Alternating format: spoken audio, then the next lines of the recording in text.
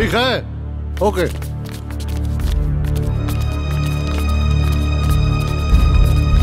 अरे इंस्पेक्टर प्रताप, तू यही जा?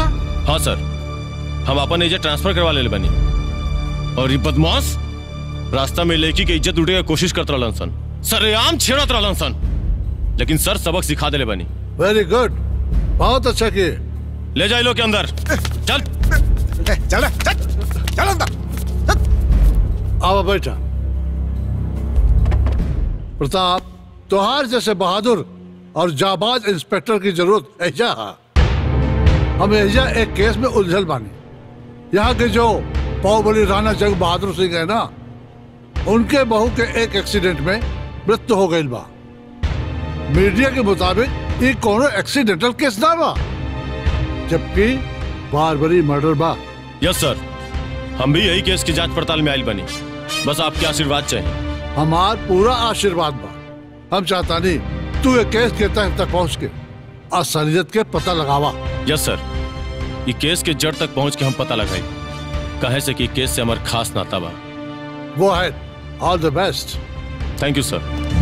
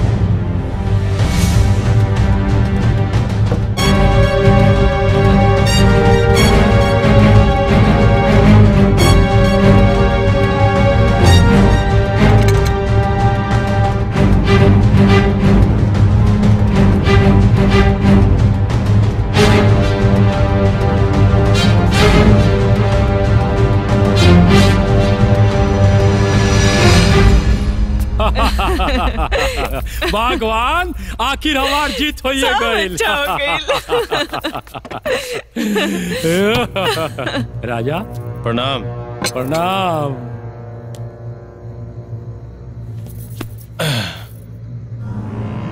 आखिर रउरा सबे की जीत हो गई और हम हार गए। ये बात से तो रउरा लोग के खुशी होबे करी, लेकिन का करब, समय जे न करावे। लेकिन चली, आज के बाद फिर हम लौट के ना आए, और यही कारण से आज अपना हाथ से चाय बना के लाई बनी रउरा सब खातिर, और चाहता नहीं कि आज साथ में चाय पियल जाओ। ली।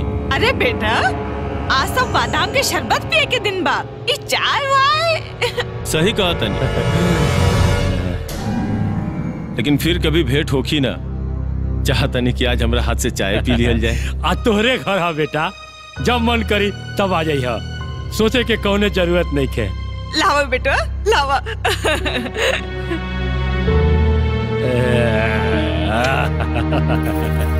आज इतना प्यार से चाय बनौली, इतना प्यार रउआ सबे दिले बनी, कैसे भूल सकेंगे।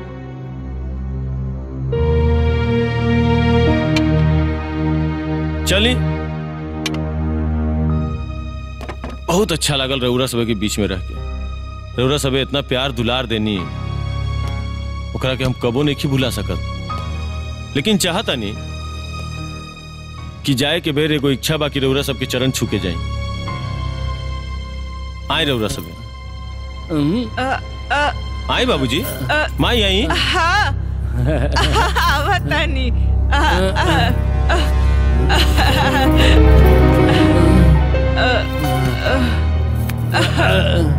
भगवान, हमार अच्छा बेटा।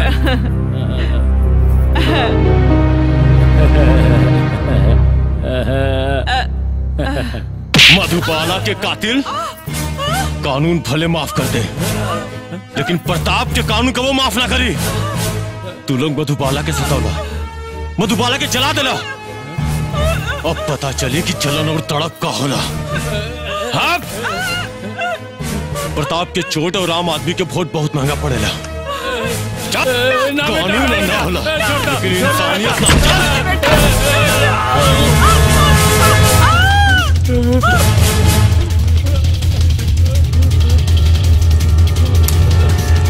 बचाओ बचाओ हमरा के, कोई तो बचाओ हमरा के।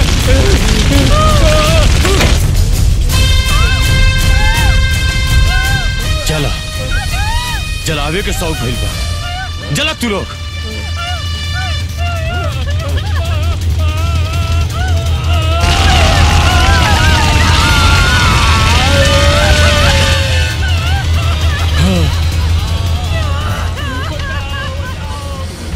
कमाल कर देला चाय।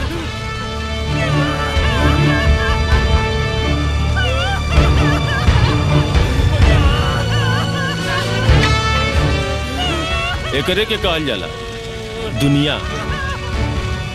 जैसन करवा कमाई वैसन आगा आगाई।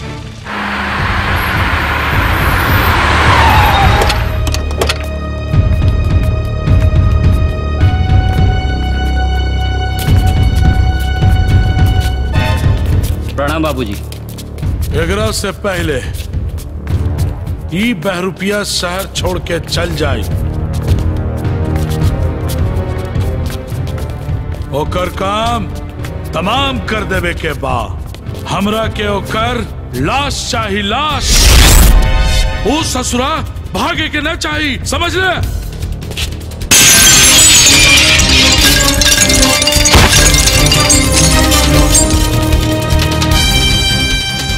ए गोगा, तो हर जोगा खराब कर दे हम। कहे से कि शेर का वो जंगल छोड़ के भागेला ना, अपना जान के सलामती चाहत रहा तो अपना आप के सरेंडर कर दो। ओकरा के मार के लाश बना दे, लाश।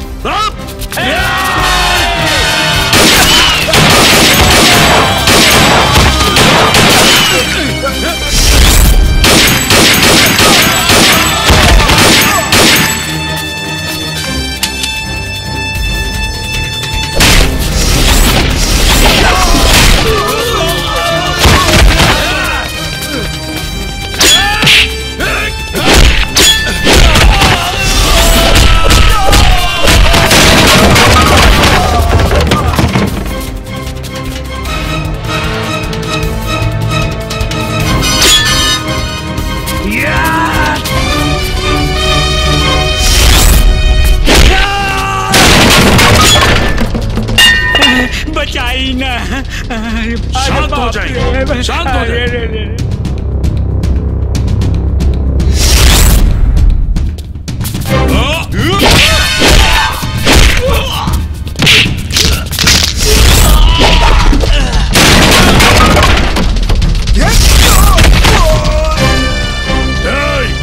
हम आवता नहीं।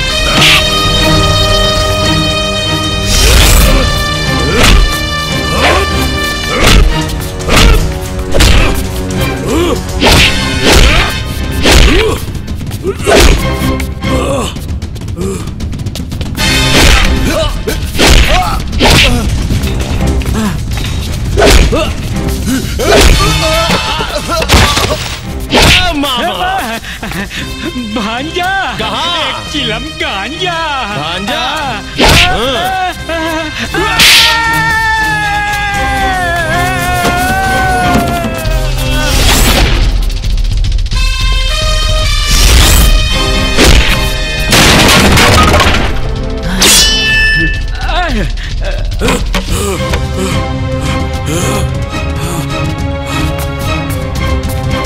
मारा इनका, मारा डालेगी।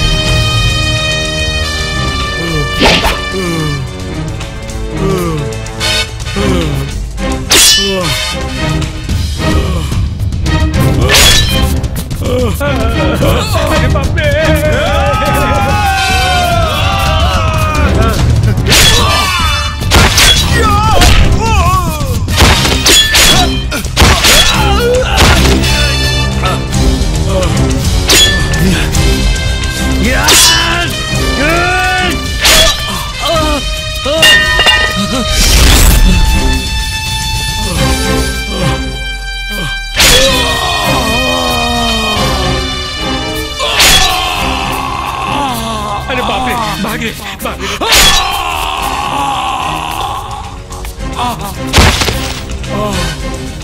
ए गोगा, प्रताप के चोट और आम आदमी के वोट बहुत महंगा पड़ेला। जय हिंद सर।